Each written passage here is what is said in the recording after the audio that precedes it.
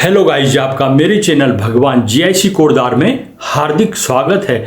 आज की वीडियो अग्निवीर भर्ती 2026 की परीक्षा के लिए है। 1 से 15 जून तक ये अग्निवीर भर्ती परीक्षा होगी। इस वीडियो में परीक्षा के लिए महत्वपूर्ण मैथ्स के प्रश्नों का अभ्यास करेंगे। प्रश्न है, परिमेय और अपरिमेय संख्याओं का संग्रह कहलाता है वास्तविक संख्याएं, प्राकृत संख्याएं, भाज्य संख्याएं या पूर्णांक संख्याएं। आंसर होगा इसका वास्तविक संख्याएं। प्रश्न 2, वह सबसे छोटी संख्या जिसे 72 से गुणा करने पर गुणनफल एक पूर्ण घन संख्या प्राप्त होगी। विकल्प है 2, 0, 1 या 3। सॉल्यूशन होगा इसका 72 को हम पहले इसके गुणनखंड करेंगे। भाज्य गुणनखंड होंगे 8 नंबर 72 और इसके अभाज्य गुणनखंड करेंगे तो 2 दूना 4 दूना 8, 3 तिया 9। अगर इसमें 1 3 और हो जाता तो ये त्रिक बन जाते दोनों। तो ये घनपूर्ण संख्या बनने के लिए 72 को हमको 3 से गुणा करना होगा। यहां पर ऑप्शन डी में है 3। आंसर हो गया विकल्प डी। प्रश्न है, किसी संख्या के वर्ग में इकाई का अंक हो सकता है 7, 8, 3 या 6। यहाँ पर देखने के लिए हम 1 से 10 तक के वर्ग पहाड़ लिखे हैं मैंने। यहाँ पे 1 का वर्ग 1, 2 का वर्ग 4, 3 का वर्ग 9, 4 का 16, 5 का 25, 6 का वर्ग 36, 7 का वर्ग 49, 8 का वर्ग 64 और 9 का 81। तो इनके इकाई का अंक देखेंगे तो इसमें 1, 4, 5, 6, 9 का रिपीटिशन हो रहा है। तो जो विकल्प में है 1, 4, 5, 6 में विकल्प में 6 है, तो विकल्प डी इसका आंसर होगा। अगला प्रश्न है, क्या शून्य एक परिमेय संख्या है?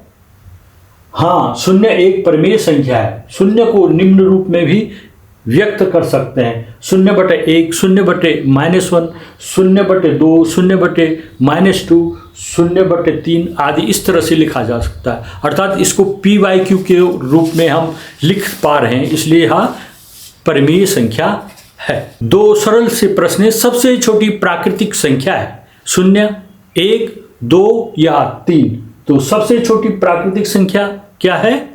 1। विकल्प बी सही है। प्रश्न है अगला, 96,345 में 6 का स्थानीय मान और अंकित मान का योग होगा। यहाँ पर आपने स्थानीय मान को देखना है।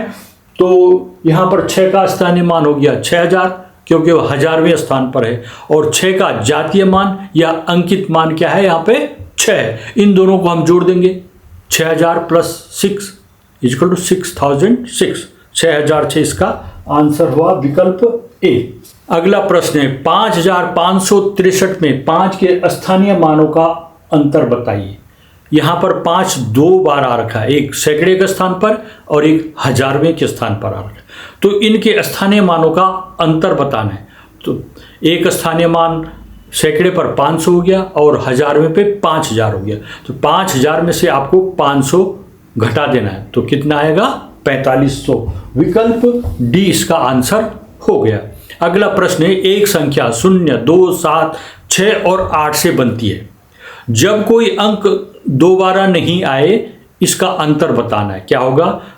ये 4 विकल्प दे रखे हैं, इसमें से एक सही होगा। इसको कैसे हल करेंगे?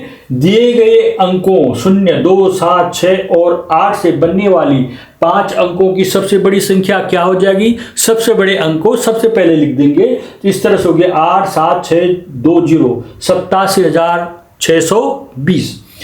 अब आपने 5 अंकों की छोटी से छोटी संख्या देखनी है।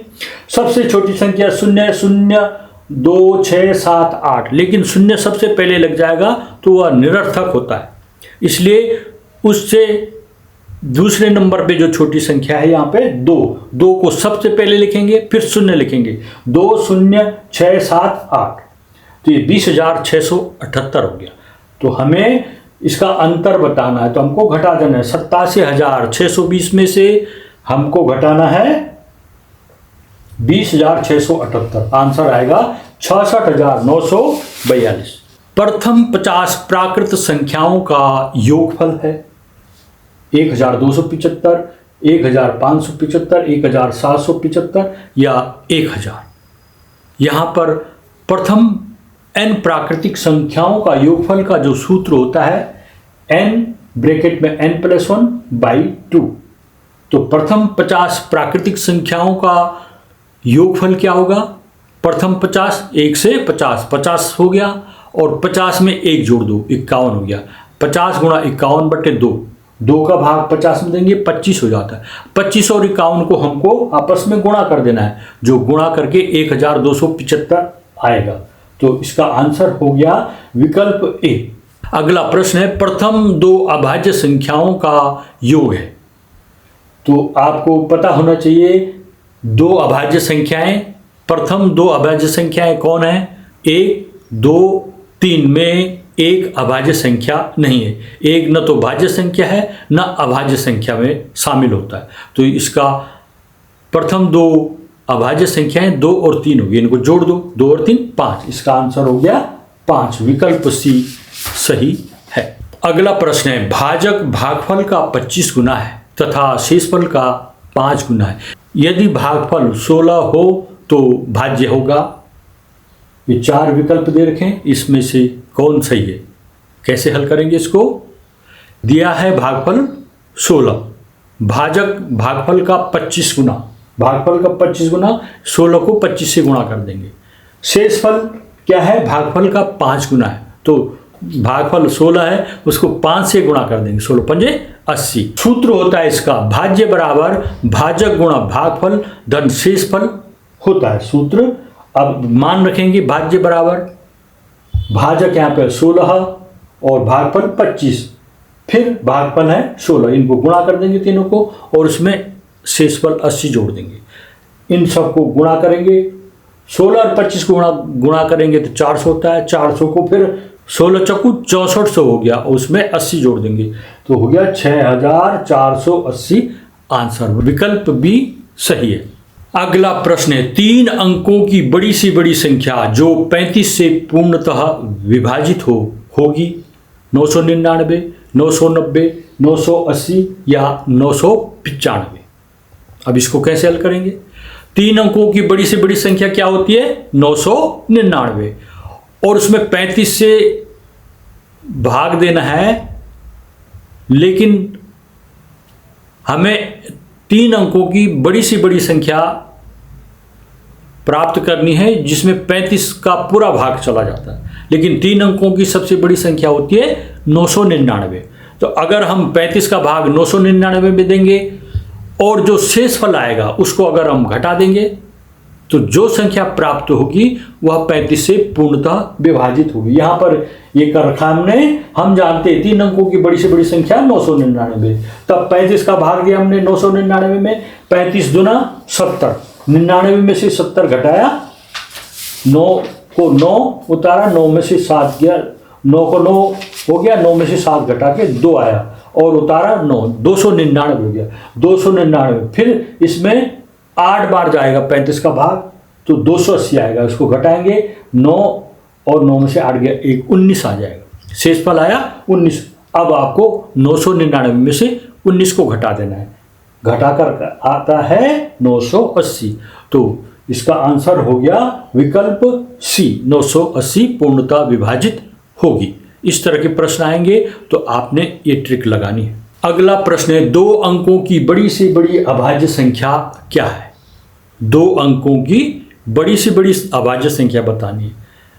2 अंकों की बड़ी से बड़ी संख्या होगी 99, 99 तो भाज्य संख्या, हमने अभाज्य संख्या बतानी। यहाँ पर 93, 97, 89 और 101 लिखा है, तो विकल्प डी तो हट गया क्योंकि इसमें 3 अंक हो गए।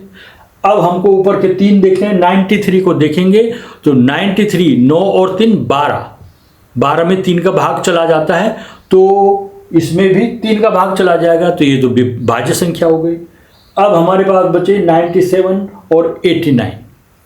अब 97 पर ध्यान देते हैं, क्या 97 में किसी का भाग जाता है?